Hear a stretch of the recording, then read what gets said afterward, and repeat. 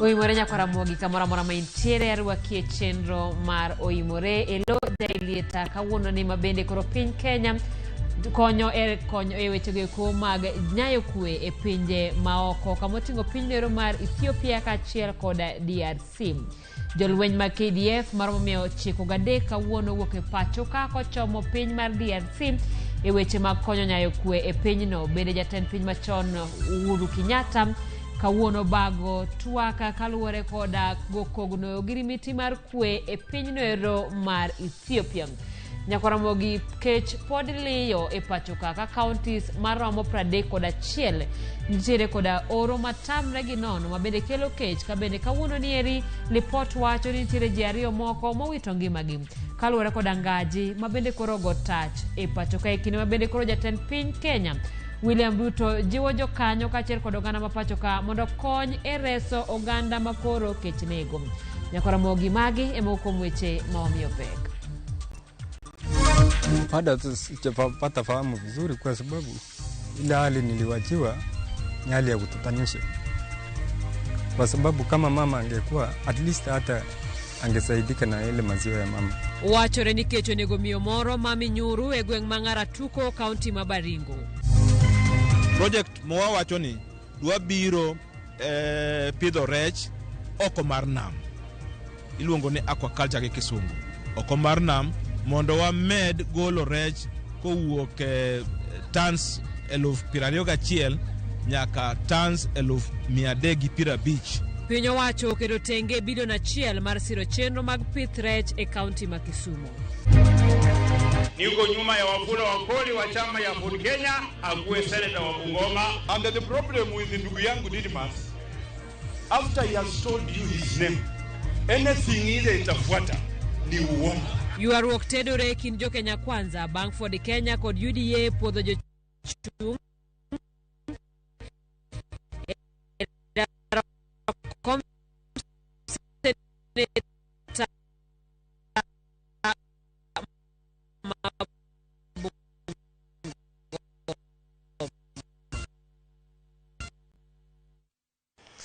Nyako Ramogi watimo mos kuom ng'ikruok machalo kamano machiegni e chenro mar ang'ich welo parni inyalo tudori kodwa e namba wa manari 36000 kata e mbui magwa mag oganda mano kamoting'o Twitter, Facebook, YouTube kaachiel kod Instagram.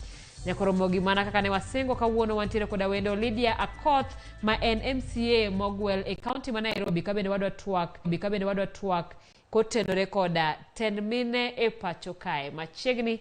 Nyinga Simfros Okinda, jaloko marwa Elizabeth Otieno.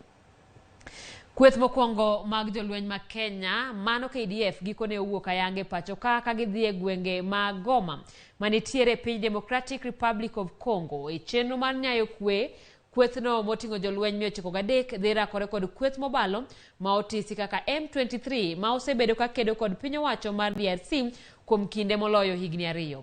Lwenyno ma ahinya okwako gwenge ma Kivu osedaro ji maloyo milion 5 kendo kelo tho ne joma thoth e pinyno. Chenrono mar tero jolweny ma KDF e piny Kongo biro muonyo omenda maromo bilion 4.5 e budget mar piny owacho ma pacho ka. Od bura mamalo nyocha opuodho safach jolweny ma Kenya nikech DRC en achiel kuom pinje mag jokanyo e riwruok mar pinje ma Afrika ma Ugwe. Kweth mar 2 mag jolweny go biro wuok chieng' wuok tich mabiro.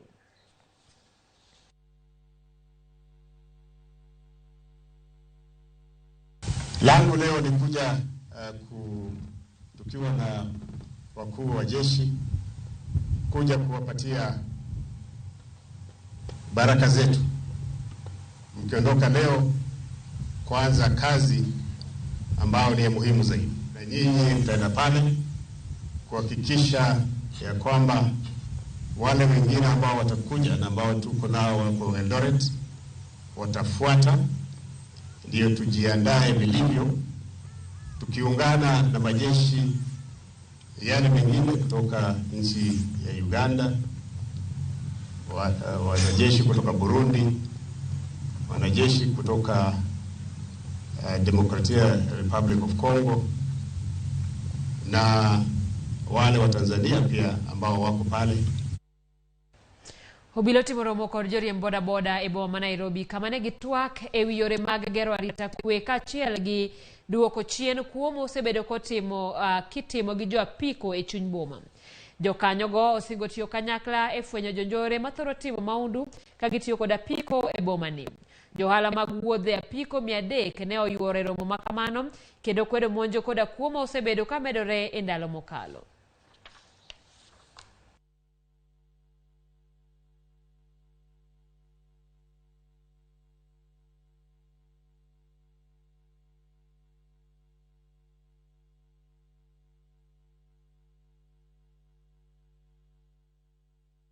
Wameiba Kasarani, wameiba Embakasi, wametumika kuiba Mathare, wameiba hapa CPD.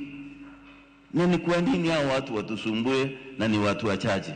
Kila mtu ambaye anaendesha kwa barabara zetu ako na ruhusa ya kwenda pale kwa Kan General kununua pikipiki, mwingine aende pale kwa Boxer anunue pikipiki, wengine wanaenda kwa Honda wananunua pikipiki na wanaingia kwa barabara zetu na wanavaa reflector kama sisi na wanavaa helmet kama sisi. Hiyo haimaanishi wao ni bodaboda riders. Tumepata ni mingi sana reports mingi kutoka kwa security wakituambia bodaboda ndio wanahusika katika ile mambo ya insecurity ambayo wanafanya uhalifu. But us as eminent tunaweza kuashua security na tumekubali, ndio maana tumewaita leo tufanyie nao pamoja, tuungane, watuambie ni wapi wanataka turekebishe na ni nini wanataka tufanye, ili kukiwa na issue yoyote tunaweza report kwao na pia hao wanaweza tuambia ni nini tunaweza fanya, nini ile mikakati tunaweza weka. Jatend piny Kenya machon Uhuru Kenyatta kod jotelo mamoko mawuok e pinje Afrika otelo e chenro mar keto kogno e ogirimiti mar kwe e kind jolweny mag Tigray kod piny owacho mar piny Ethiopia. Romo makamano timore e buore Nairobi ka juma achiel kende tok winjruok mar chungo lweny mane chopie e juma mokalo e piny Afrika ma milambo. Romo makawuono olerore duoko makare mar kwe biro yudore kuom winjruok. Kara kamano onge winjruok ma oseketie kogno e romono. Ramogi wadhi nyime koda weche manyien kama piny owacho oketo tenge omenda maromo bilion 1 ma ibiro tigo e gedo mar center mar pidho rech kod timo nonro e wi pith mar rech e gwenge ma Kabonyo, Kanyagwal, kaunti ma Kisumu. Jokanyo orwako chenro no magigeno ni biro kelo lokruok e pith kod ohand rech matimore e nam Lolwe. Ripota marwa Millicent Adhiambo miyo waler. Geno koro nitie ni pith rech kod kembe mag loso rech biro chier e thuolo mabiro kaluwore gi sir mamedo nyiedhore e wi chenro makamano. Nitiere lo ma wan godo eka 40 mar jo department mar fisheries. Sirkal mar piny miluongo ni Hungary ogolo bilion 3 madhi timo tich kacha, to bilion 1 nyogisegolo mwaluongo ni seed money. Chenro mar gero kambino mane mbaka nene ochaggo chon tok mosruok mane obedo pachoka e kind jatend piny machon Uhuru Kenyatta kod Raila Odinga, gikone to ne opuodhi kod jatend piny William Ruto. Cabinet nyorado mondo yiene jo Hungary okel pesa mondo waged kacha. Project maduong' ma Ruto kuongo go e lwete en project mabiro kano kama makonyo jok malupo mondo gibed gi skills mamiyo gigol reche nam ka iyo madware. Kambino magedo mare biro muonyo omenda maromo bilion 1. Igeno ni biro kelo ber ne jodak mayutogi otenore kod mwandu mag nam Lolwe. Dr. Francis Owino, ma en jagoro mongirore e migawo mar pith rech kod lupo, en achiel kuom jotelo ma osekedo ne dongruok mar senta mar pidho rech kendo timo nonro mar pith rech ma ibiro ger Kabonyo, Kanyagwal. Sani wagolo rech e aquaculture, rech 21,000 metric tons e gachiel. Project ni dhi miyo wa med from 21,000 metric tons nyaka 350,000 metric tons. Wabiro bedo gi yuto e pith mar rech. Kendo wabiro bedo gi puonjruok motiegore, puonjruok mamalo kaluwore gi puonj ma ibiro kenwa gi sirikal mar Hungary to gi yawa mabiro konyowa mondo wa implement project ni. This center of excellence ma iloso ka biro konyowa e timo research mag rech. Wayudo ni nitie ain rech moko manyolale inam ka to wadwa ni giduogi. Mae e kambi mar 2 ma idhi ger bang' ne oyaw Sagana e kaunti ma Kirinyaga. Jokanyo geno ni odhi chiwo lony ewi pith rech kendo julo thuolo mag tije ahinya to ne rowere. From time to time gibo timo refresher courses ne our agriculture extension officers biro bedo maber e choro ohala mar loko rech. Ojende biro yudo tije, ojende biro yudo rieko, nyimine gi dai biro yudo rieko. To adwa ni mondo be I encourage joka matiyo oko. This is an opportunity for investment. Dr. Wino kane medo loso kod Ramogi TV ka ene piny mar Misri, oyango ni chenro mar chako kambino en achiel kuom yore mar kedo kod lokruok e kor lwasi ahinya to e nam lolwe. Nam manyoche wang'iyo ni golonwa rech pile pile chande, koro ok bi golo rech pile pile kaluwore gi kaka climate change lokore. Wasefwenyo ni kata mana rech osechako bedo matho e nam nikech weche mag climate change. Koro project ni en pitch. We are pitching this project as an impetus to give more additional resources to mitigate our climate change programs. Jopith rech duto mawuok e alwora ma imbo mar Kenya geno ywayo gogo kod mor tok ka senta mar Kabonyo ochako tich. Mae luoni senta no biro jiwo pith ma kit rech mopogore opogore kanyachiel kod bero pith mbuta e kind rech mamoko. Millicent Adhiambo, Ramogi TV, Kisumu County. Lek mar johala matindo chal kama dhi chopo kare bang' jatend migawo mar omenda Njuguna Ndung'u goyo chapa chike madhi tayo omenda mar hola mar Hustler Fund. Omenda ma kamano gino ni dhi chako tich chakre tarik 1 dwe mar 12 higani ka en achiel kuom singo mane jatend piny Kenya William Ruto kaachiel kod riwruok mar Kenya Kwanza omiyo jopiny kinde campaigns. Kaluwore gi oboke ma ogol kod apisi mar bad migawo mar omenda, Hustler Fund dhi miyo grube mag jopiny kamoting'o chama, tebo banking kod saga e okenge mag bero kendo yaro ohala magi. Hola makamano idhi miyo grube mag jopiny e nyinyo ma ogonyore kaachiel gi nengo mar timo ohala. Piny owacho lero ni hola mar Hustler Fund dhi konyo johala matindo, jopur, jopith jamni kod jojua kali e bero ngimagi. Kaluwore gi ote makamano, hola mar Hustler Fund ibiro tayo kod jokanyo e board mar weche mag uchumi. Jokanyo mag board no dhi bedo jakom ma ibiro gwelo kod jatend piny, Attorney General, jagoro mongirore bad migawo mar ohelni matindo kod saga kod ji ariyo mamoko ma ibiro gwelo kod jatend migawo mar ohala. Hola mar Hustler Fund biro bedo bilion 50 kendo ibiro puodhe kod od bura mamalo e iko muom ka iko muom.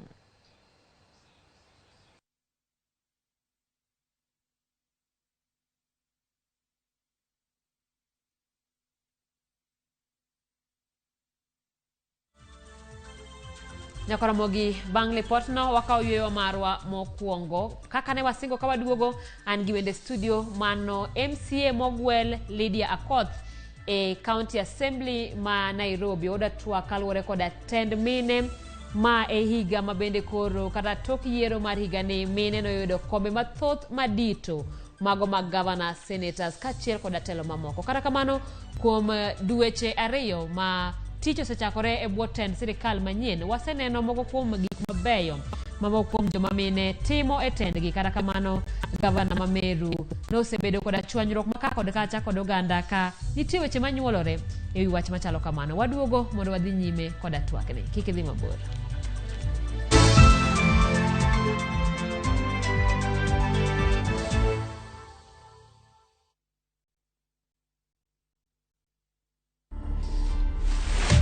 Hello, my name is Rahama Mathamia and I am the current Miss England 2021/2022. When I won, there were a lot of people that were upset because it just didn't make any sense. You don't look at me and think I'm representing that nation. I was telling my family, it's nice to see yourself and your own people. But when I get Swahili, you understand, they understand the culture, the heritage, nakula chapati, na stew. I'm British, but I'm also Kenyan. To watch this story and more, download the Citizen Digital app today. Kenya's #1 app, Citizen Digital. The league tables are taking shape. Winning on Shabeki.com is getting easier.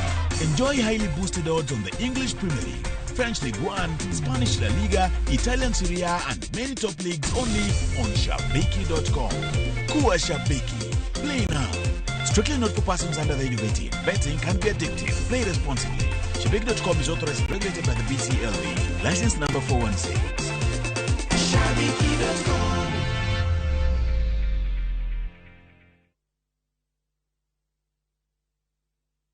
Imbalas imekuwa ikiniambalas na unasendaje na niko kwa hii network ingine? Natuma na Airtel Money. What is money? Make payment to any buy goods and pay bill. Deal ni deal. Dial star 334 hash to activate Airtel Money. Airtel, the most affordable network.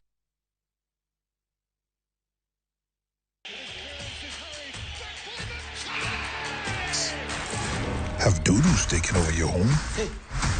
I need to suck your blood. Get Bolt and get your home back. Unlike other insecticides made from toxic synthetic pyrethroids, Bolt is made from 100% natural Kenyan pyrethrum, making it gentle on you but deadly on flying and crawling insects. When doodles strike, stop them dead. Bolt insecticide, gentle on you, deadly on doodles. Get Bolt insecticide. Collect fare kwa boda au matatu ukitumia ViewPay cashless na uqualify for bima ya 100,000 shillings pamoja na medical cover ya 20k na permanent disability cover ya 100k kwa 5 bob pekee. Dial star 236 hash today to start using ViewPay cashless.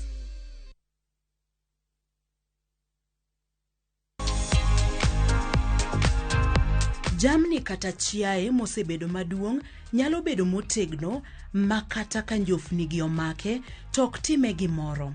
Kata kamano, moko kuom kit njofni gi nyalo duoko piny yuto mabiro kata ma ikelo kuom chiae ahinya ka chiae chako bedo kod paro mar achiedh nade.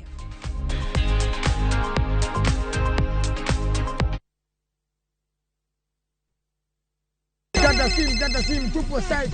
Piga lukukula wa achabi. Wa achabi. Okunyal bedu maber moloyo ka. Unanipa vigezo na sababu ya kukupenda tu. E chenro maliet kendo mamit mar ngolo e piny luo duto. Watmana di mamiyo aparo nyabama nyote kotiendo. Tudri kodwa mondo iwinj thum maliet. Chekifala mekamna mezubana na chekia kisibari mambaru mekam meja. Miel manyasani kod neno jothumbe mihero. Riuri kod jota chenro Lind Ramogi kod DJ Kolo e thum Dagmor. Geso ka ngeso sabichu tieno. Mana e Ramogi TV.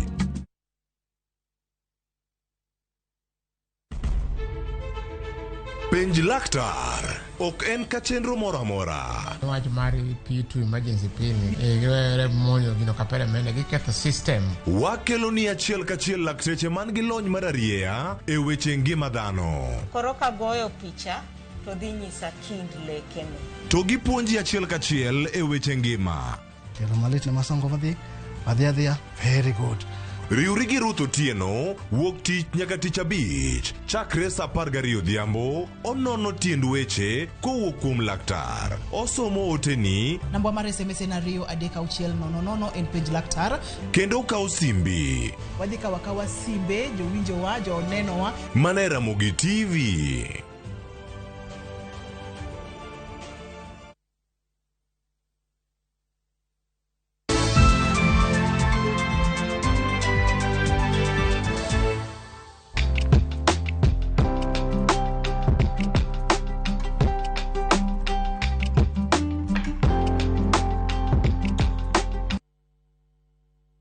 Machiegni kendo nyako Ramogi wachako kod miyo mar jumani. Mabende kawuono wadwa ng'iyo miyo mar jumani kaka mano laktar Resila. Laktar Resila en miyono mar ariyo mabende koro nyowal kaka en miyono ero mabende biro chiwo wach e lo obila. Resila Tieno Onyango ne onyuol e county ma Siaya kendo ne osomo e skul primar mar Ogenya. Bang'e ne odhi e skul sekondar ma Lwak Girls. Laktar Onyango nochako tiegruok mare kaka japuonj e mbalariany ma Moi. Bang'e noloko kit sombe kendo ne otiegore weche mag njore mane osomo e digri, masters kod PhD e mbalariany ma ariyo manitiere e pinyno mar Amerika. Jatend piny Kenya nyocha oyiero Laktar Onyango kaka jachiw wach e lo obila. E higa mar 2021 ne en jalup director e weche mag chenro e apisi mar ogai mar obila. Bende ne otiyo kaka apisa mar ratiro e weche njore Interpol e higa mar 2019. Laktar Resila Onyango ne ochako tich e bad migawo mar obila e higa mar 2003 kama osebedo ka oidho ngas kendo chiwo koda puonj e mbalariany ma pacho ka. Mano ema omiyo wadhiale kaka miyo mar juma ma kawuono.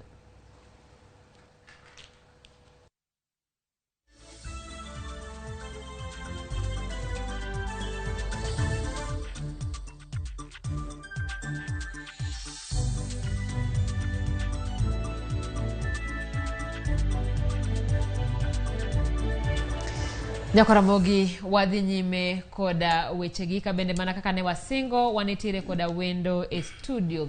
Wendo maro makawuono en Lydia Akoth. Lydia Akoth en MCA mogwel e county ma Nairobi kendo wadatwa kaluwore koda tend mine e pacho ka. Mokwongo adwani mondo warwaki e studio marwa kaeto ilernwa ni to owali koda duond bura mar UDA. Kamano.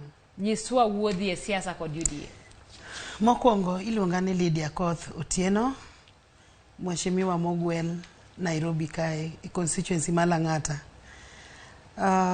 Kapok ayudo gwelo mar MCA, nakwongo abedo jakom mar mine mar chama mar ODM kuom higni 15 e Lang'ata constituency. Kaeto kanogik higa mar 2017 to ne wageno kaka mine motiyo ne party ni wanyalo yudo erokamano migoyonwa kaka nomination bang' tich matek. To ne ok odhi kaka ne waparo. Kaeto naringa donje Jubilee ta support chama mar Jubilee.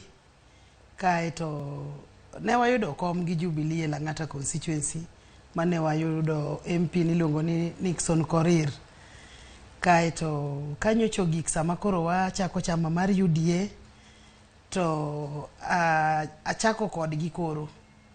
Watiyo tije mang'eny mag party, watimo mobilization, watimo registration mag membership. Kaeto harakati no ema koro an bende party oneno tich matimo. Kaeto koro gigwela kaka mama. Erokamano Lydia, sami wacho ni nitiyo ne duond bura ng'eny nitie jomoko bende samoro ne kod paro kata gombo mar mondo mi ogwelgi. En chenro machalo nade? Ang'o ma ng'ato onego tim mondo mi duond bura ne ni adiera Lydia osetiyonwa kendo koro e okang' ni wadwani mondo wamiye lemo nikech waneno ni joma tiyo ne duond bura bende thoth to samoro kombe tin. Kamano. Duond bura mitiyone onego beni recognize women nikech wan kaka mine wan ema grassroots, wan ema watimo mobilization kendo wan ema wang'eyo ni mine nitiere maonge gi kipande. Wadhi wagologi e dhoudi kendo wanyisogi ni dhi ukaw kipande. Kaachiel kod vijana. Thothgi sama ji ochako siasa tiyudo ka ng'eny mine young mothers onge gi ID to kod vijana bende onge gi ID. Tiyudo ka gin go be magiringo bang' jo siasa madongo ni gin gidhi go kura. Koro watimo tijno mar mobilization mondo mi odhi okaw kura, gikaw ID kaeto wang'iso gi gidhi gikaw kura. Koro mane tich maduong' ma watimo ga mokwongo. Ka waseng'eyo ni area waseyudo kura maromo nade, to koro wachako campaign. Koro wang'e ni sami campaign ikwa kura ka in gadier ni kuchu romo nade. En tich maromo nade mane timo ne UDA ma koro gimi kom kipimo koda tich mane setimo ne ODM kuom thuolo mar higni wacho na 15? 15. Kapok ni yudo kom machalo kamano. Ere pogruok? ODM atiyo ne mang'eny. Watiyo kendo en party mane wahero gi chunywa nikech ne wahero baba. To ok ang'eyo, aparo ni nikech wan joluo, maybe koro mano party wa. Koro joluo ng'eny ne idwoko chien, ikawo kabila mamoko ema iketo mbele. Koro wan tijwa chalo kanono. Koro katiti matek, to giminyalo yudo maber onge.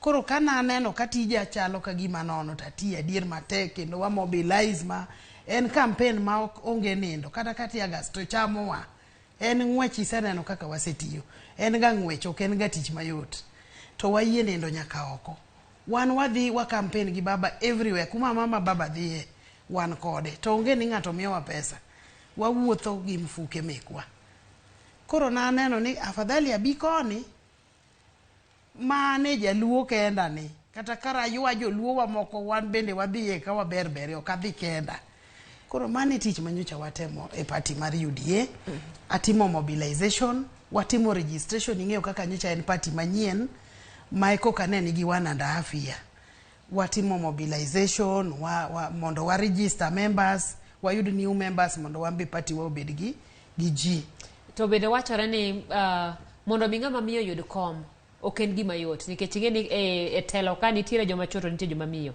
kendo thuolo malach kata report ne wacho ni ok en gima yot ne joma mine Kenya ka mondo mi okaw lemo madongo e siasa kaluwore koda chal mar siasa nitiere gimoro ma pod ni ng'ato nyalo timo kata miyo nyalo timo molo chwo weteni kata mine weteni mondo ko yud kom mar siasa. Okay, onge gima inyalo wacho ni nyalo timo mopogore en kujiamini kaito kisebedo ni ng'amo hero tich mitimo tich moro amora mitimo nyaka ibed ni here mokwongo an ahero siasa achako go siasa ka pod an nyako koro gino ringo ga mane remba omiyo katime tatime kategno mana kaka natime ka ne ODM natiyo maber an baba nong'eya one on one kata mama ong'eya one on one kata kare waloso wanyalo gore kata simu mwapimu ni watim kama but ok nodhi koda maber koro koni kana bire to adhi ayudo ka anyalo timo tijni tinyalo nena kendo ginyalo appreciate ni Lydia timo tich more ground Lydia omakonwa korka women atemo kendo okarit ni nyaka jatenda ora adhi atapango wa mama kata ka en mar manyo negi materials watwang'o lesni mag chama wagolo t-shirts mag chama mag UDA wamiyo wa mama waketo gi gitimo merry go round ma itimo table banking women groups kod youth groups waketo wa mama kamora achiel to en gikruok mane mabende nyalo wacho ni seyudo mano to koro koriwo duond bujra mar ODM mabende bete kuom thuolo malach gi mar UDA kaka miyo manitiere siasa tek to tek ok oyot nikech ing'e ni okane matime kenda ji ng'eny wang'eny kata chama mane antie mar UDA mane wachako mine ng'eny lakini koro luwore gi in bende tiji ijituma idhi tiyo tijno ka ihero tich mitimo koro jotelo marwa mar party en bende nitiere seche monena adier kowinjo report mawuok e ground Lydia neni kama Lydia noromo gi wa mama kama Lydia noromo gi mine kama otimo kama Erokamano chenro mar kata tend mine pachoka owawacha ni alwora mar Afrika ok en gima yot mine e kinde mathoth ing'iyo ni mondo mi mana kombe matindo kata samoro mondo rito gwelgi kata kamano e higa ni jo Kenya osenyiso ni tend mine en telo minyalo ng'eyo makare ma mine abiro ne yudo kombe mag governors e yiero mar dwe mar 8 mar higa ni gie kidegi wasechopo dweche 2 kendo waseneno ka mine timo tije mopogore opogore kata kamano ywak be osebetie ni nitiere mine moko ma odhi kacha mana gi weche mag ywagruok mar ranyisi en gavana mar Meru Mano Kawera pachi ewi tend mine ahinya to sani mine mokawo lemogo mag 10 counties. An kawuoye wach mar leadership mar women kaka koro mama ma nyoyudo gavana ma Meru Kawera nyo yier gi maonge chama odhi gi independent to okane kosetiyo maber kata gi MCAs kaka koro an be an MCA watemo wang'iyo kata kaka gavana marwa nyo accommodate jok ma nyocha ok oyiere gi jomo yiere oketo gi kanyakla kendo miyo tich mare dhi maber kae e Nairobi County to king'iyo kaka Kawera tiyo kata kaka otimo tijene Kawera timo tijno ka ng'ama timo tich mar ode oketo tijni ka ng'ama timo tije nikech king'iyo tiyudo ka MCAs ka ywak ni okawo family mare oketo mbele to jogi nogone kura, ne ok ogone kura gi family kende, nogone kura gi jomeru ma onego bed nomi priority jomeru ma obedo elected kaka MCAs mondo gi collect pachgi kamoro achiel, ging'e ni ginyalo timo tich mar meru, ginyalo tiyo ne jomeru nade. Mano ema nyalo jomoko lieko ni bedo ni en ng'ama miyo to samoro nitie joma nokwero nokawo komno kaka miyo, koro samoro nitie jok matemo duode gi piny mar mondo mi ogole oko e komno kaluwore ni ok giyie gi tende kaka miyo to kaka ng'ama nyalo tiyo tich mar tend county. Mano to nitiere, nikech ing'eyo ni kaka pile kuonde ma milare kombe gi joma chuo ok oikore ni joma mine mondo bi otel negi, lakini donge wantiere gi governors Susan Kihika in Nakuru nyocho yiere governor, pok wawinjo ka nitiere ywak matiende notiyo gi MCAs ge kendo tiyo gi jo county ne maber. Wantiere gi Gladys Wanga Homa Bay County, mano be governor manyocho yier, pok wawinjo ywak, pok wawinjo ka MCA kata tamore ni ok giti kanyakla, matiende notiyo gi jopiny maber to tiyo gi MCAs maber. The same to governor ma Waiguru bende tiyo maber, pok wawinjo ka MCAs complain. Koro mae mamiyo wacheche ni to mama ma en governor ma nyoyier gi independent ni, bedo ni nyoyiere gi independent ni momiyo samoro odwani mondo otim tije kien to odwano we MCAs nikech maybe MCAs nyoyier gi chama mamoko to en onge chama. Koro kodwano ti maber mondo Meru dongre odhi mbele to onego tine jomeru kaka ng'ama nyoyier gi jomeru. Koro owek keto kagima en family affair. Jomeru ywak ni noyiero jaode kaka jatend migao, kata kamano nowacho ni jaode owuok mar golore, otiyo ma ok chule, makoro samoro nenore ni kar mondo mi nondik ng'ato mondo mi omenda mar county to jaode no mondo ti e yor nono. Bende en gima kare? Jaode ok nyal tiyo nono nikech ing'e ni gima timore mokwongo, jaode no be nyocho chung' kode ka konye campaign. To sama kom osedonje ot, mano koro komgi, koro kochuno ni nyako kawo jaode oketi mondo konye tich. Kanyo no nyalo miyo kata kijende moko timo tijno, to miyo jaode tije moko ma ok nyal miyo jo county kel ng'ur. Kech ka tije ng'eny, onyalo miyo tich moro motimo chini ya maji, jo county ok nyal ng'eyo. Kata ka koro ging'eyo to ok ging'ur ahinya kaka koro tich magi wacho ni no miyo jaode emochung', chalo ng'ama ochung' ne vijana. To vijana bende nitiere ma bende nyo campaign ne kendo nyo chung' kode. Mana paro ni ema kelo ng'ur. Erokamano ka wawuok Meru, wasewacho usenyiso ranyisi mag governors noyier gi 7, manyiso ni mano achiel kuom governors 7.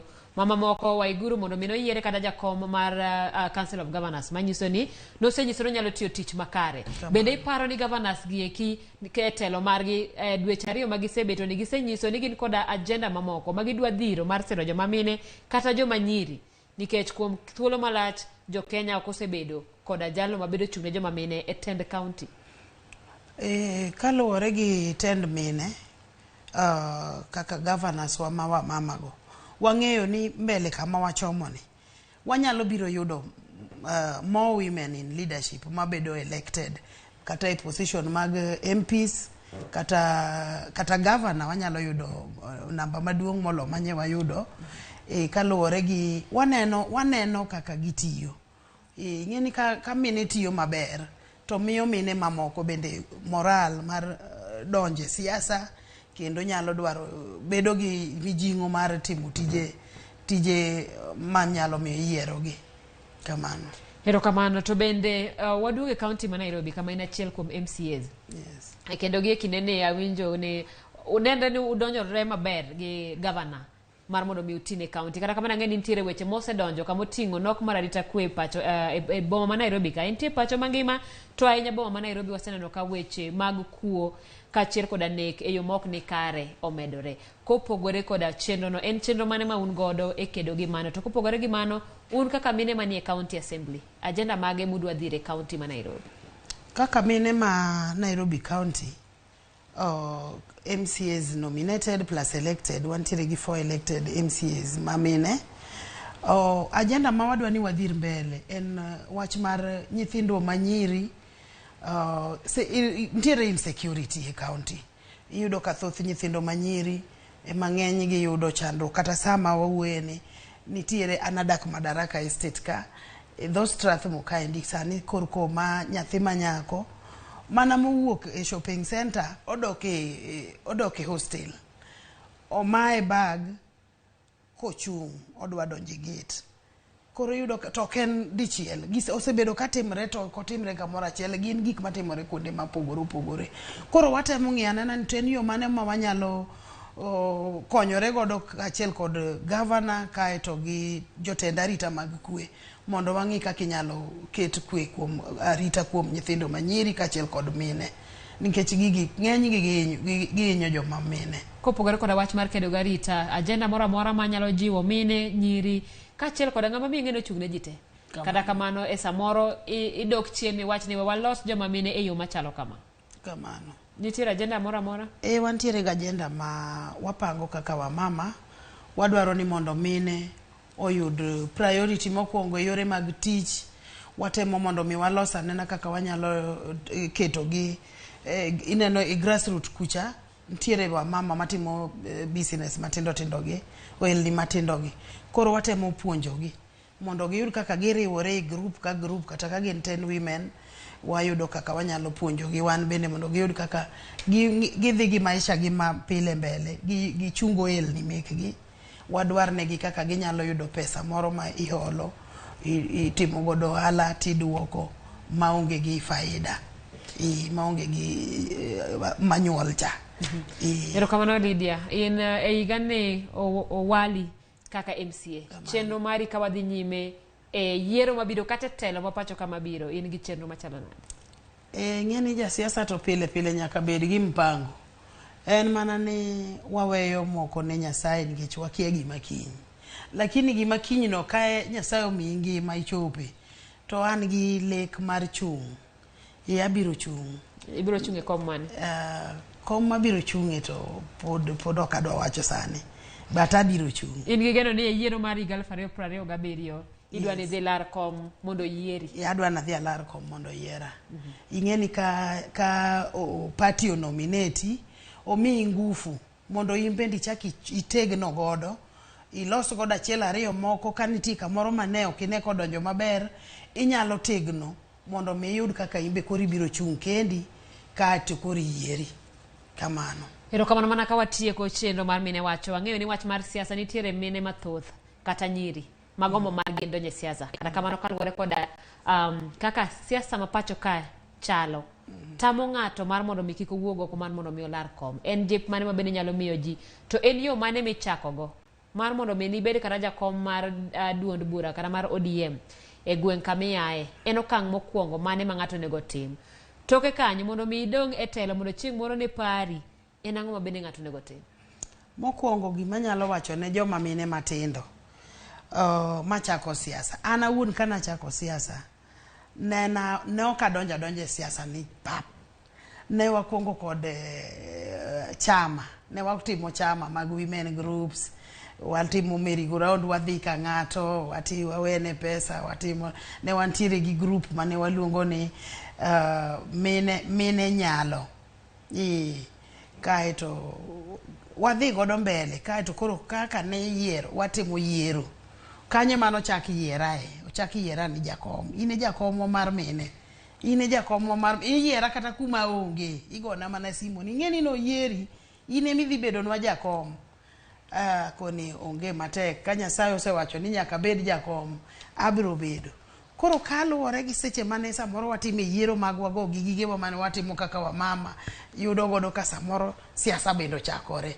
Koro ambenda manyo kaka adwa konyo mine ga gini, nikech nyaka ringa dhi adwar ja siasa mondo anyisi ni wan gi group makama mar mine, wadwaro mondo ikonywa kama, wadwa ni timnwa harambe. Koro mano nomiyo chunywa obedo gi gombo mar donje siasa ni matut. Nikech ka wadwaro ja siasa to kobiro to timonwa harambe, wayudo pesa, wadhi wapogo, wachungo godo ohelni mekwa kendo wadhi maber. Mano miyo adonje siasa. Makora maka matek kabisa. Kora nyalo mana nyiso wa mama, kik ng'ato bed gi luoro. Siasa idonje adonja. Joma chuo go biro rigo mane ye kanyo onge weyo ne ng'ato. Gimi weyo ne ng'ato onge. Wadhiro ri adira. Nyaki chop kama idwaro. Erokamano Lydia Akoth, wach maduong' en ni wadhiro radhira. Kamano. Mondo ichop nyaka kuma idwaro. Manyiso ni kata bed no tek to en gima nyalo. Chunga malo. Erokamano ahinya Lydia kuom chopo. Kata nobedo ni agocho ni kuom sama tin. Nyaka Ramogi mano twak mar mine wacho. Kendo wabiro wacho Lydia nigi wachne moro kanyo bende wabiro wacho kinde mabiro kaluwore ni adhi mi dakika achiel director mara oyie mondo mi dakika achiel mondo wach midwa wacho. Erokamano. Mokwongo agoyo erokamano ne party leader mara President Dr. William Samoei Ruto kuom nominata e Nairobi County MCA. Ana Lydia Akoth Otieno nyaka achiel majaluo e Kenya mangima manyocha Ruto onominate. Agone erokamano kendo agone party leader mara erokamano kachiel kod deputy president Rigathi Gachagua erokamano kuom miya nomination. Erokamano Lydia. Erokamano. Nyaka Ramogi mano ne mine wacho kama bende ne watwa koda Lydia Akoth mano NCA mogwele county ma Nairobi ka bende wach maduong' no jiwo joma mine ni kik ibed maluor. Ponono ni koda lek mar telo e yo mora mora. Chak matin kata kamano riri nyaki chop kuma idwa dhiye. Kao kamano wakao yoyo matin. Waduogi weche mathoth kik idhi mabor.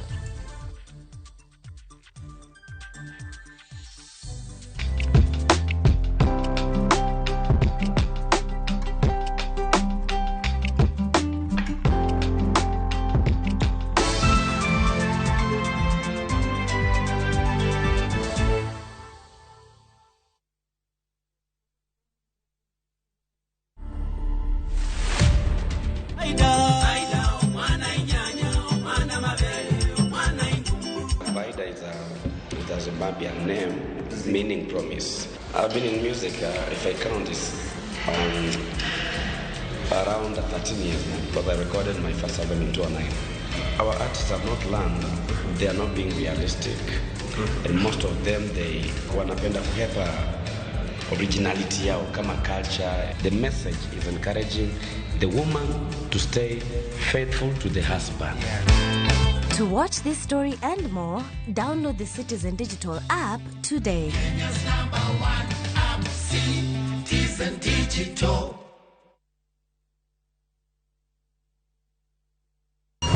The Voice Africa Season 1 is finally here. Stand a chance of winning $100,000. Registration is now open. To register, visit www.thevoice.africa. Fill in the registration form. Submit a 1-minute video clip of yourself singing without any instrumentals. You need a valid Airtel line. Registration closes on Sunday, November 20th, 2022. Music, your passion. Africa, your stage. Connected by Airtel, the most affordable network. The league tables are taking shape. Winning on Shabeki.com is getting easier. Enjoy highly boosted odds on the English Premier League, French Ligue 1, Spanish La Liga, Italian Serie A, and many top leagues only on Shabeki.com.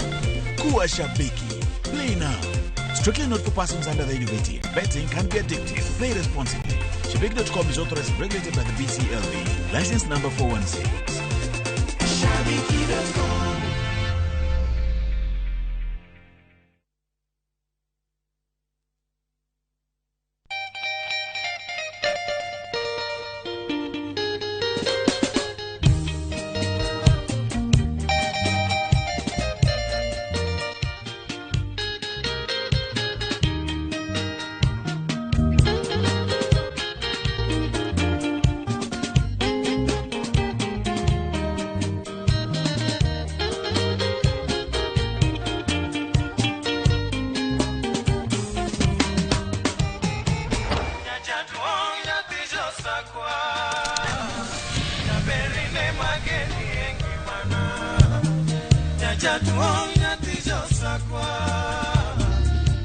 Radio Ramogi, Cartoon Jaluo.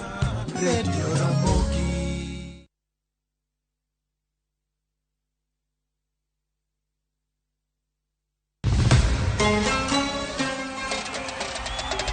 Qatar, Piny Kingi, Sheikh Tamim Hamad Al Thani. Timbe 32 rakore ka wengegi giketo e okombe adhula mar nyadhi e piny mangima. World Cup. Obiro bedo tim mar Brazil, France, kose achiel kuom pinje Afrika. En mabiro kelo okombe no kuom thuolo mokwongo. Adhula ogoyo tach. Kete mana e kuku World Cup, wuok tich nyaka tich abich. Saa 7:30 odiechieng'. E Ramogi TV, Citizen Digital, to kod View Sasa.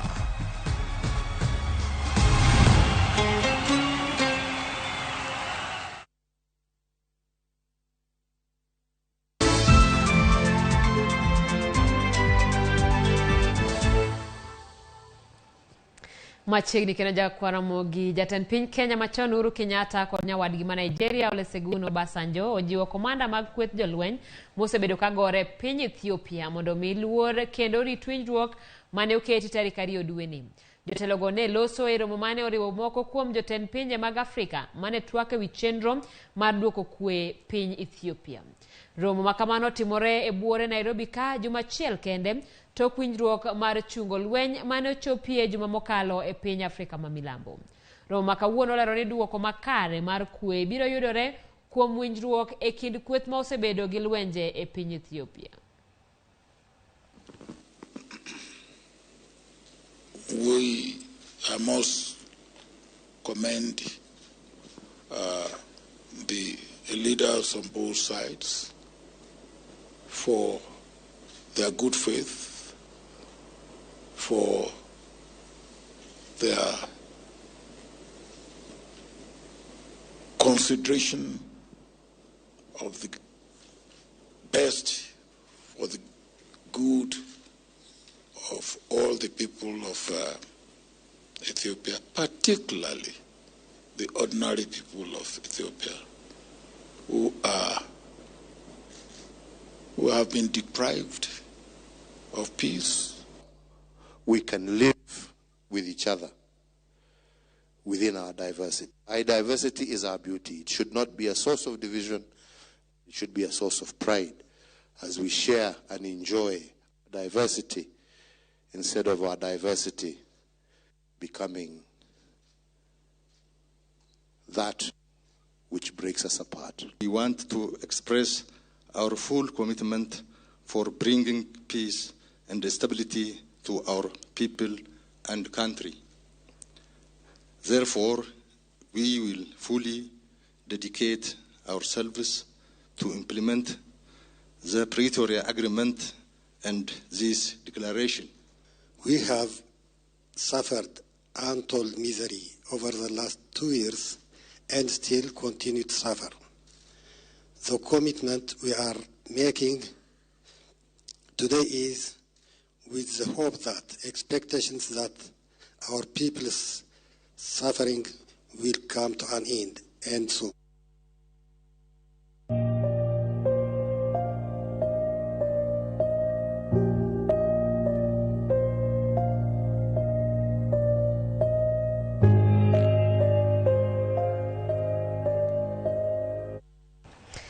Report mag kech kod oro en ji ariyo ne osewito ngimagi e gwenge mag Ng'ara Tuko e kaunti ma Baringo kalure gi kech. Achiel kuom ji ariyogo en miyo moro man gi nyathi matin ma jajumbe 3 kende. Chenro mar reso ngimane ne ogore Luanda e kinde mane owito ngimane thuolo machuok kende bang' ka koro ne owuok e ode. Miyono wachore ni ne omadho mana nyuka kende motelo ne tho mare. Dayo moro ma jahigni 80 bende ne owito ngimane e ode juma mokalo. Hendi Chesut jaod miyo mane ong'ielo rengo onyiso jofwamb weche ni ne gionge kod nyalo mar anyuolane mar chiwo chiemo ne joode. Bang' kane odargi e puothe nyadi 4 kaluwore gi onge mar arita kwe e kaunti ma Baringo. Hatuna chochote na huyu mtoto ni mtoto kati ya wale watoto wengine ni mtoto namba 8 na sasa hakuna chochote hapa. Na mimi naenda kutafuta kibarua. Sasa hata kukufa kwake wakati nilienda kutafuta kibarua, kumbe yeye akachokota akaenda maji. Kwenda maji labda kwa hiyo hali yake ndio akafanya anguke na usirai. Baada tu sijapata fahamu vizuri kwa sababu ile hali niliwajiwa ni hali ya kutatanisha, kwa sababu kama mama angekuwa at least hata angesaidika na ile maziwa ya mama, lakini kwa sababu ya jukumu kama hii kulea mtoto ya wiki 3, hata mimi nahitaji wa mama aniambie jinsi ya kulea. Huyo gogo alipoteza maisha Jumapili, alafu tukakaa Monday, Tuesday, Wednesday huyu mama kapoteza maisha na still hiyo ni njaa wote. Kwa hiyo pengine hiyo gogo alipopoteza ni maisha yake kwa njaa, tukasema wacha alafu tusaidie hiyo nyumba. Kuongea kuhusu hiyo nyumba ikawa ni hii nyumba. Tukaona sisi yote tutakwisha. Tulie, serikali watusikize. Kwa nini wanangojea watu wakufe ndio wakuje? So what we are telling the government ni kwamba wawaje kazi yote ya maendeleo na walete pesa kwa maneno ya njaa. Tumeambiwa kuna trucks zinakuja kila siku kutaramuka inaleta chakula. Hii chakula itaonekana huku. Piny owacho medo twak kendo manyo yore tudruok e chenro mar kedo kod midhiero mar kech kod oro. Jatend piny Kenya William Ruto nyobago romo kod jokanyo ma jochwal dongruok kama ne oyango ni oganda jo Kenya maromo milion 5.1 nigi midhiero mar ngaji kendo jamni maromo milion 2.5 osetho nikech oro. Ruto singo ni piny owacho biro dhi nyime gi chenro mag pogo chiemo ne jok ma kech oingo. Odiochieng' makinyi geno ni jatend piny biro limo kaunti ma Baringo kachiel kuom gigo migeno ni obiro twakie en yore mag kedo gi midhiero mar oro e kaunti no. Chieng' Tich Abich counties mamoko 2 nomede kwan counties ma oro kwako e pacho ka. Gima koro kelo kwan duto mag counties ma midhiero mar oro ingo nyaka 31. Duol makedo gi yore pacho ka mano National Drought Management Authority bende nolando ni maingo oganda 800 odoje listi mag jogo madwaro kony. Gima koro omedo kwan jogo duto madwaro kony mapiyo piyo nyaka milion 5.1. Lipot makama en karuore ni koth oserem chue kuom thuolo mag koth 4 mokal maluore. Gima koro miyo jatend piny Kenya William Ruto kwayo kony kowuok kuom jokanyo e migawo mar dongruok. The President, in his wisdom and in recognition of the very useful role you play in this country, has given me a function in my office to coordinate the development partners and make interventions where necessary across government. We are in a very precarious position. 20 counties are affected. Even the non-traditional ASAL counties are also affected. Ruto kwayo jokanyo e weche mag dongruok mondo konyo sirikal e reso ngima oganda ma pacho ka masani odagi kech kachiel koda nyithindo maingo milion 1 masani nigi nong'no. I'm taking this opportunity to request all of us to bend over backwards and see what we can do. Maybe it is necessary for me to say that as a government of Kenya, we really have to plan ahead of time. I think our response to this situation, we could have done a lot better. And I want to promise that going into the future, we're going to be better prepared. On behalf of Equity Group and my family, on a matching grant through the Equity Group Foundation, we put forward $1 million, 120 million. To look in the more resilient ways of agriculture, because this is, I think, the main challenge to look for political answers for the structural transformations in these regions. Makangaji to medo kelo midhiero mopogore pacho kam. Lipot wacho ni jopuonjre maromo 200 mawuok e skul primary Manyakaba e kaunti ma Kiambu osebedo ka koso dhi sikul kaluwore gi midhiero ma oro kelo kod kech. Ka jopuonje skul no to koro kwayo piny owacho mondo oresgi mapiyo piyo. Jatend migawo mar weche tudruok Elido Walo medo jiwo ni tend William Ruto biro keto maino mar siro dongruok e gwenge duto nyaka mago makaluo. Owalo mane tieko wuodhe mar chiwo chiemo e alworano owacho ni piny owacho biro keto mwandu mar chiero kembe kod gero moko manyien kaka yor chwalo dongruok kaluo. Magi duto biro e seche mane jatend migawo mar weche tudruok Elido Walo olimo kar chung' od bura manyando mar pogo chiemo ne jogo masani kalo e midhiero mar kech tok koth ketho cham e puothe kendo daro jomoko e miechgi. Owalo olero ni omenda mar Hustler Fund ibiro chak pogi tarik 1 dwe manyien ka ojiwo oganda mondo bed gi yie ni sirikand Ruto biro chwalo dongruok ne ji duto. Wakelo nu pesa mamine biro yudo chakre tarik 1 mar Desemba, pesa mamine timo go ohala. Pesa ni wadhi oro ni simbi ma donje simbi direct ma onge broker. Donge jo boda boda dwa pesa. Koso jo makapenda donge dwa pesa. Jo plumber donge dwa pesa. Ko wadwa konyo kijende, wadwa konyo joma mine kwa donje joma jodongo. Wabotieko go bang'e. Bende omedo ni piny owacho geno chiero kembe duto mane ochung' mar yaro thuolo mar tije. We make sure ni gope mag jopur mar niang' mane nitie idhi chul, kendo factories obed Muhoroni, obed Miwani, obed Chemelil, obed Soni, wabiro ensure ni tiyo. Ewi mano, owacho ni gidhi gero kambi mar mawembe kod mar loso rech e dho wedhe duto mayudore Kaluo. Bende osingo ni peini matudo dho wedhe go ibiro losi. Sirikand Ruto ni wabiro gero factory mar maembe Asembo. Wabiro hakikisha ni wan gi fish processing plants Usenge, Luanda Kotieno, Meu, kamora mora manie dho nam. Nitie ndara mar inge dho nam kae. Iluongo ni Lake Victoria Ring Road. Ndara no wadwa no lose kendi biro lose odwa ringa ka mo ringa nyaka Mwalo Suba Thurgi Karoli kocha.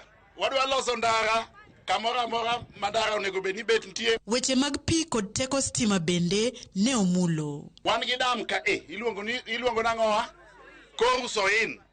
Dam no ero kose lose tabu mar pi, tabu mar stima ok wabi bet godo thuru waka. Jatend migao no osebedo ka pogo chiemo e alwora ma Nyanza, kanyocho chako kod Migori, Homa Bay kod Kisumu, kawuono ne ochwalo chenro no e kaunti ma Siaya. I want to ask those from Nyanza, don't hope that Ruto will fail. Because if he fails, we also fail. Let's pray for him and his plan to succeed so that the country grows, so that our young people have jobs, our people can access food, our school-going children can get school fees. The Kenya Kwanza government will serve all Kenyans indiscriminately. And in this region of Nyanza, the Kenya Kwanza government under William Ruto will ensure that the economic development blueprint that we had for Nyanza and the economic charters that we signed with the respective counties will be implemented to the letter for the benefit of the Kenyan people. Kano loso kono, omedo ni chendo mar piny owacho mar tieko kech dhi kare. Wadhi hakikisha ni wadhi yudo nu seedlings mupidho ko wadhi kama koro wadhi wete gi long range mar dwe mar 4 kachacha.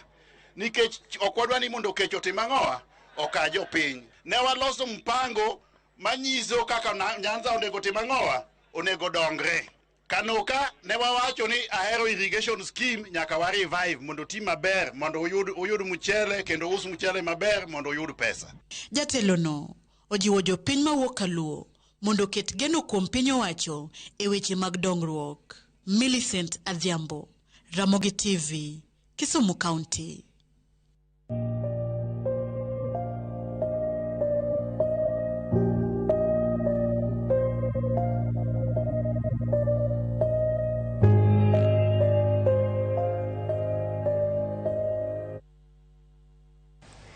Nenore ni duond buche manie riwruok mar Kenya Kwanza biro lalore e ng'wech mar laro kom mar Senate e kaunti ma Bungoma. Mae biro bang' jochung' manie duond bura mar Ford Kenya kod mano mar UDA chako kampen mage giwegi. Nyaka sani duol matayo yiero IBC osepodho jochung' 4 mamanyo kom seneta ma Bungoma e yiero mochan tarik 8 dwe manyien.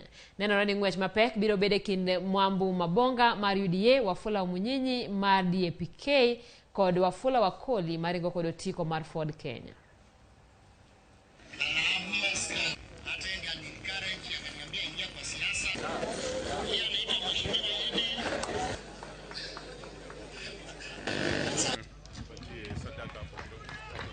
Kama wenyewe wanue shares. Kwa sababu nimeona kwa neema ya Mwenyezi Mungu Wafula Wakoli ndiye alijiandikisha peke yake. Ilibidi tumpatie tikiti. Na yeye sasa ndio candidate wetu. Na waomba kwa heshima watu wetu Webuye Wafula Wakoli. Tuangalie akili yake anaweza kuleta nini. Age is only but a number. Saa nyingine unaweza kuwa mdogo lakini mwingi wa akili. na mimi najua Wafula Wakoli na hiyo hekima amekuwa nayo, amekuwa kama PA kwa miaka 10 akifuata nyayo za senator ambaye ilikuwa ni party leader wangu Mheshimiwa Moses Masika Wetangula. Kwa hivyo nazungumza from a point of authority kwamba mimi nilikuwa mjumbe wa Kimilili, niko nyuma ya Wafula Wakoli wa chama ya Ford Kenya akuwe senator wa Bungoma tarehe 8 mwezi ambaye inakuja hii. And the problem with ndugu yangu Didmas, after he has told you his name, anything ile itafuata ni uongo. And I want to say it here, because I think we have taken this joke too far, and it has to come to a stop. Na mchungaji atakwambia hapa siku ya leo kwamba kiongozi inatakikana ukue mtu wa kusema ukweli. You cannot come to purport here to say umetumwa na president. President anakutuma namna gani na mimi niko hapa? Koro biro chuno wegudi mondo ka okumba kapok opuodh utegi kaka kuonde ma oganda nyalo jotie. Jatend migawo mar lope Zakaria Njeru ne oyango kang' makamano e kinde mane otwagi jolony e weche lope boma ma Kisumu. Njeru nomedo ni giseloso chik matayo wach makamano kendo koro gimodong' en mana puodho chikno. Chik makamano biro neno ni oduok chien lal makinde ka kinde mabiro ka aluore koda muomruok mag ute mabende kinde mathoth osebedo ka kelo kata lal mag ngima dhano. Jolony mag weche lope ne osiro wachno kendo medo ni kaka duol matayo weg lony e weche lope gidhi nyime gi loso chike mag rito kendo medo bero ute moseger mopuodhi kaka kuonde jot mag oganda kaka yo machielo mar bero chal mar utego. Across the country, this is a person who was speaking to me from this region, that widows, poor people, transfer of land when the registered owner passes on is a big challenge, and they lose their land. We hope this is something that can be looked at in a framework, and because this is a government of from down going up, I think that's where down starts. So we can. It is our duty as a responsible government to protect our citizens. In this regard, we intend to make it mandatory by legislation and policy that all infrastructures only be used if insured against third-party liability. The ministry, ladies and gentlemen, is in the process of digitizing land records and has made great strides in the rollout of the National Land Information Management System, dubbed as ADISASA. Actually, that's what the president here was talking about.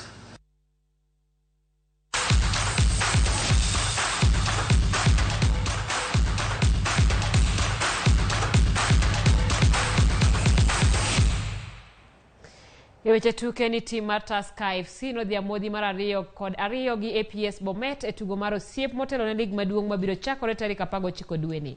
APS ema nokuongo oloyo gonde 2 eka Tusker nodok ochulo duto. Japuonj maduong' mar APS Bomet Charles Odero noywago thuolo mag loyo mane giwito, kata kamano to nowacho ni tugo achiel mar osiep ok nyal nyiso kaka lig biro chalo.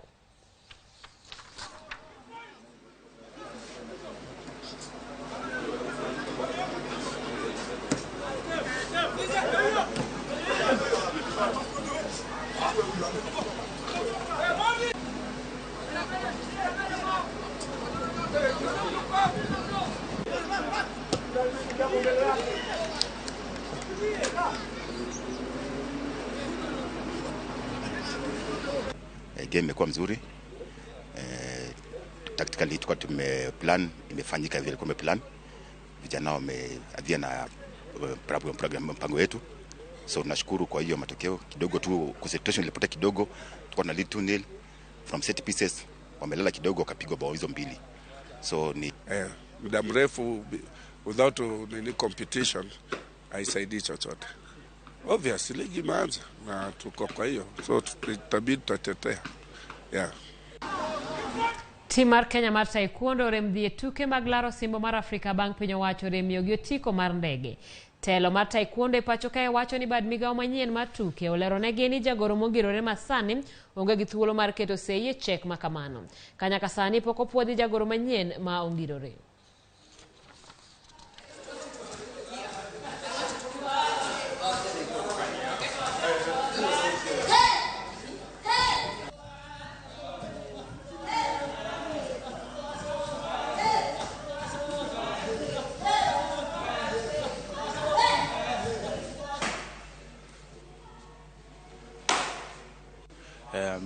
Missing championships itatu affect kwa sababu tulikuwa na expectations mingi ku gain points kwa qualify to Olympics na venye tujaweza kuenda imetu affect na pia demoralize players. Yeah. My appeal inaweza kuwa kama kuna sponsors ama well wishers pale nje wanaweza tusaidia watupatie tickets hata kama ni 2-3 watu waende at least wa gain points. Yeah.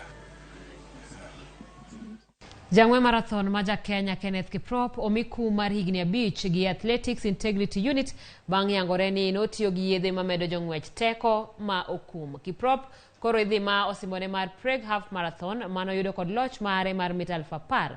Dwe mokalo nokawo pim mare ka gikone to koro omiye kum magerno.